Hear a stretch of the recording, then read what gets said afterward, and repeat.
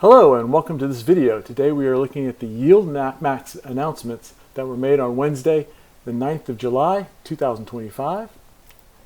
In this video we're going to go over the background of the YieldMax making these types of announcements, my strategy with the YieldMax ETFs, review of this week's affected YieldMax ETF groups, show my updated dividend calculations based on the latest YieldMax ETF announcement, and just look at the action items that I need to take today in order to reach my goals with the dividends they will pay out. Disclaimer, this investing involves the risk of loss. This video is not meant to be financial advice, and other than owning the ETFs presented in this video, I have no affiliation with the company that issued them. So as a little background, YieldMax makes announcements regarding their high-yielding dividend ETFs on Wednesdays, usually on Wednesdays. I guess, unless there's a holiday, I guess. YieldMax has several groups of high-yielding dividend ETFs. They have weekly payers, and then 4 different groups that are paid out every 4 weeks. This week's announcement affects the weeklies and the Group A ETFs. My strategy, based on YieldMax's Wednesday dividend announcements, I buy more of the weekly and Group ETFs to achieve my desired monthly income goal or target. And my current monthly income per YieldMax ETF is $150 per month or $1,800 per year. That is up from last week because we're starting a new cycle, and that's why I've raised it. And that's eventually, by the end of the year, I want this to be $200. But for right now, we're at $150. All right, so let's look at the the affected groups here. This is my dividend calculations. You can see the $1,800 per year, which equates to $150 per month. And my holdings and how much I need to buy. But we have the new announcement, so we need to put the new data in here. Of note, BRKC is a new dividend there. I bought 1 share as a placeholder. And according to their latest the dividend that just came out, we're going to need $14,800 to reach $150 this month. So let's go ahead and start filling in the rest of them. Okay, delete and delete. All right, so let's start with Chippy, and that's going to be paying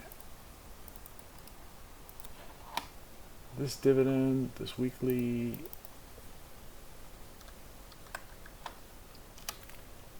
Yep, we're going to have to add some funds to it. Going on more margin.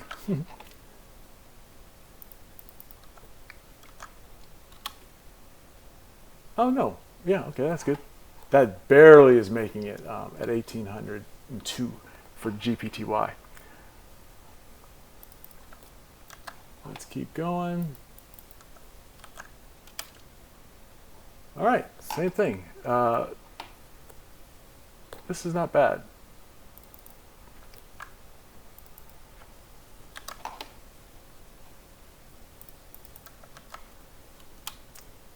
No funds added that needed there, or added funds.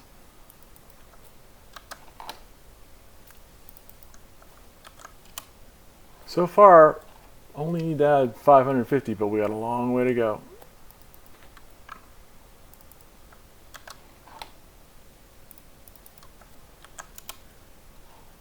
Still doing good. Finally got to Utley. All right, my weeklies are actually holding up. Oh, good. YieldMax coming back, because man, last week was brutal.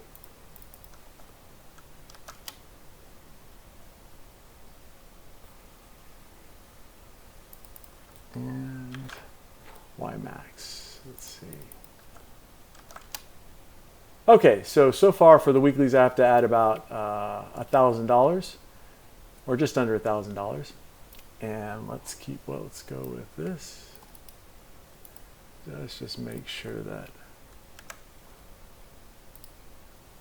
paste there, and good. Didn't change the numbers too much. let's keep going to now the group ETFs. So Berkshire, like I said, this is now going, I've already put this in there. Oops, that's not what, copy and then paste this. Okay, good. So 14,800 to get into this new ETF from there, and try and get the $1,800 or $150 per month. All right, let's see what Crash is at. Crash, I think, is the inverse of Tesla, isn't it?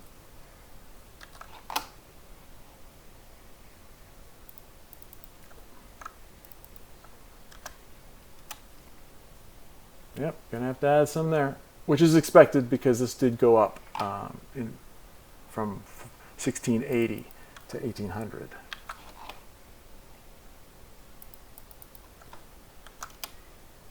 Okay, nothing in feet. 5e.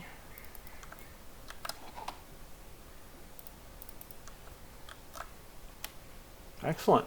Oh, right at 1850. Let's see, we got GUI.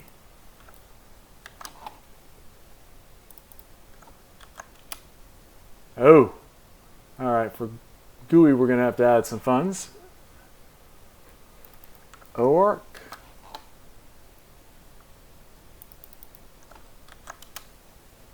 Okay, wow. That's holding up really well. Why is it so high? I don't know. See, and okay, SNOI, which is option income ETF strategy. I don't know which one that one's for, but that's a lot of money.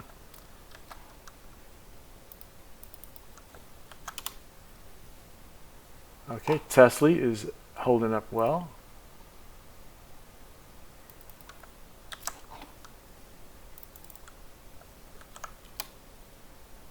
Okay, not too bad. And